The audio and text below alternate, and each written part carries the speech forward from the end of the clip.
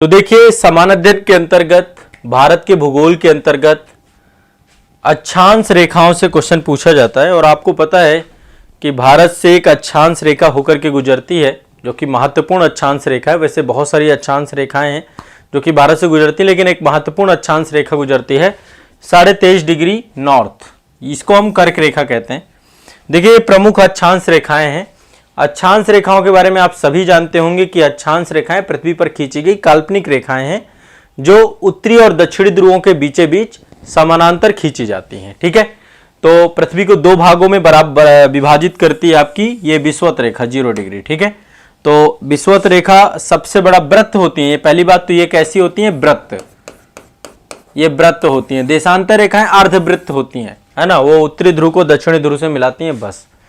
तो आज हम कर्क रेखा के बारे में समझेंगे कि कर्क रेखा में भारत में जो राज्य हैं एक बार उनको देख लेंगे और थोड़ा सा हम अंतरराष्ट्रीय स्तर पर भी देख लेंगे। इसी तरीके से कालांतर में आने वाले समय में मैं विषुवत रेखा और मकर रेखा को लेकर के भी आपको पढ़ाऊंगा। ठीक है, तो यहाँ पे थोड़ा सिंपल से समझते हैं। देखिए, ये तो 0 डिग्री आपकी भूमध्य रेखा, आप एक बार इससे समझिए। ये तो आपकी भूमध्य रेखा है, बीच में देख रहे हैं सेंटर में, ये रेड कलर से आप देख पा रहे होंगे, ये है आपकी भूमध्य रेखा। मैं थोड़ा सा इसका कलर चेंज करता हूं ताकि आपको अच्छे समझा पाऊं। हाँ, देखिए ये वाली भूमध्य रेखा है। ठीक है, यहां पे क्या है, आपका मूल बिंदु है यहां पे।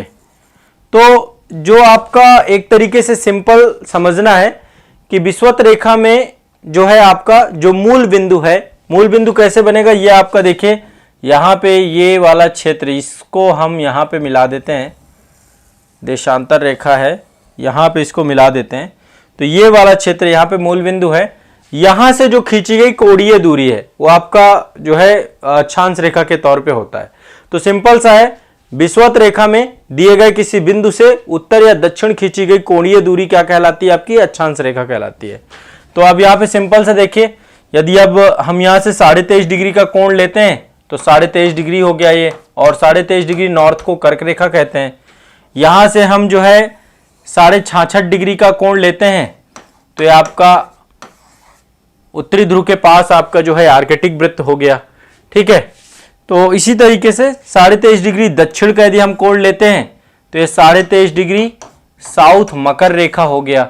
तो कुछ प्रमुख अक्षांश रेखाओं में ये कुछ प्रमुख अक्षांश रेखाएं, एक तो आपका 0 डिग्री को भूमध्य रेखा बोलते हैं आप लोग। ठीक है, 23.5 डिग्री को कर्क रेखा बोलते हैं, और इसके ऊपर आपका जो है ये वाला हिस्सा जो है ये 66.5 डिग्री आपका आर्कटिक वृत्त है।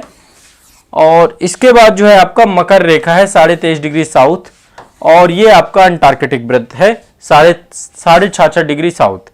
बाकी ये 90 डिग्री है दक्षिणी ध्रुव यहाँ पर है, और ऊपर भी ये उत्तरी ध्रुव के पास यहीं पर 90 डिग्री ये भी है आपका। ठीक है, तो सिंपल सा है। तो चलिए एक बार कर्क रेखा से समझते हैं मामला।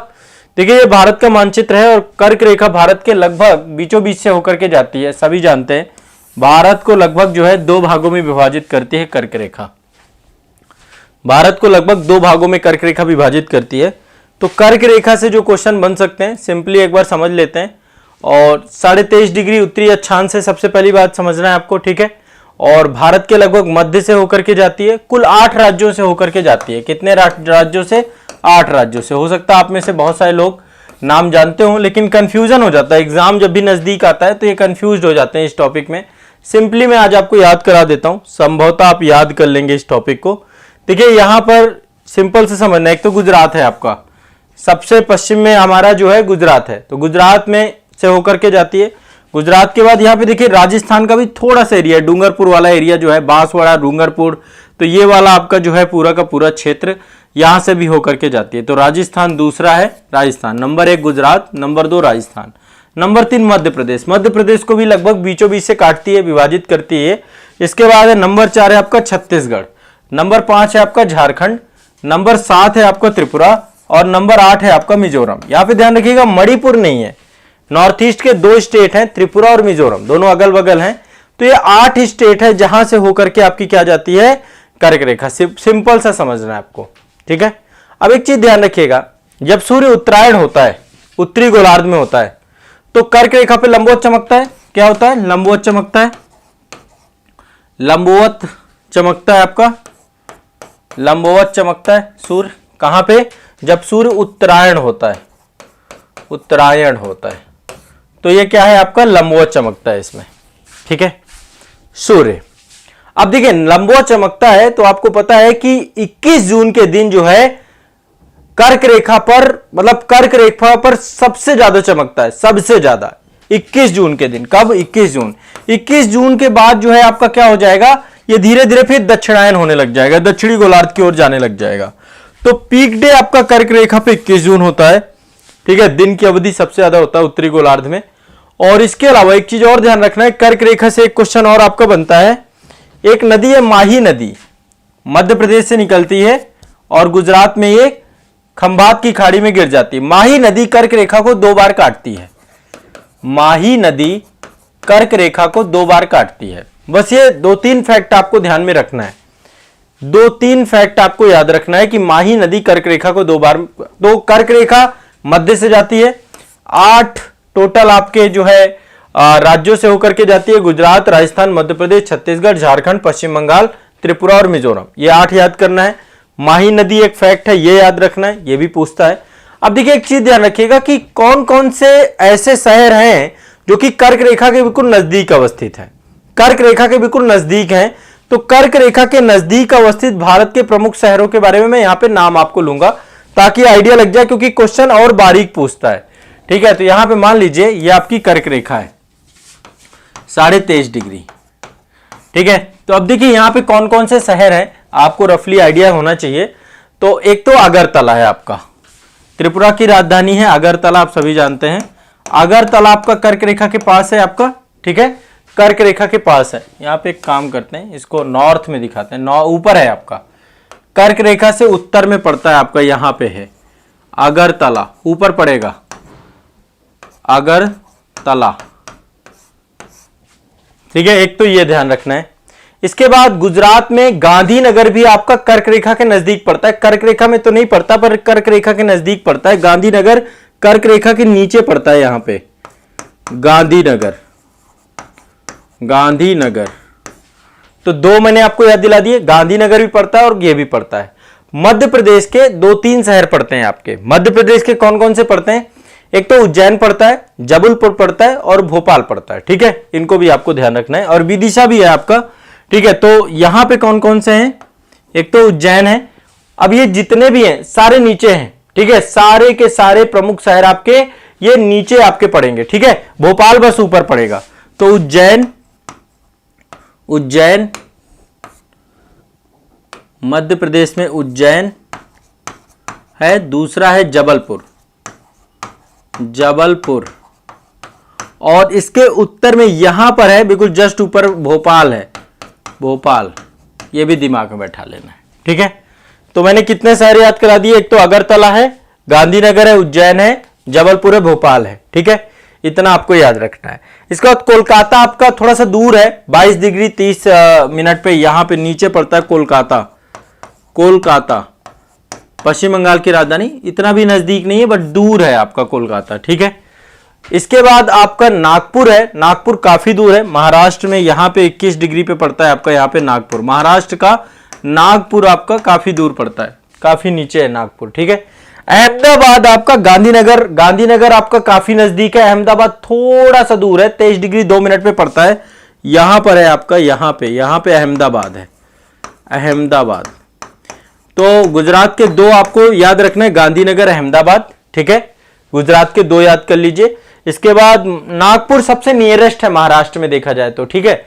इसके बाद आपका उज्जैन हो गया, जबलपुर हो गया, भोपाल हो गया, सारे कर्क रेखा के नजदीक हैं। रांची के बारे में आप जानते हैं, रांची में एक जगह पड़ती है ओरमांझी, वो बिल्कुल आपका पड़ता है इसी के ऊपर, कर्क रेखा के ऊपर है। झारखंड की राजधानी रांची जो है आपका ओरमांझी के पास से जाता है। मैंने यहां से एक वीडियो भी शूट किया है, कर्क रेखा से खड़े होकर के मैंने पूरा टॉपिक आपका पढ़ाया है, तो ये भी आपको दिमाग में रखना है। यहीं पे एक जगह है विदिशा, सांची का स्तूप है वहां पे, वो भी आपका कर्क रेखा के पास है, विदिशा, विदिशा के पास से जाती है कर्क रेखा, ठीक है। तो अभी ये जितने भी शहर बताए सारे शहर आप लोग एक बार ध्यान से ध्यान रखिएगा।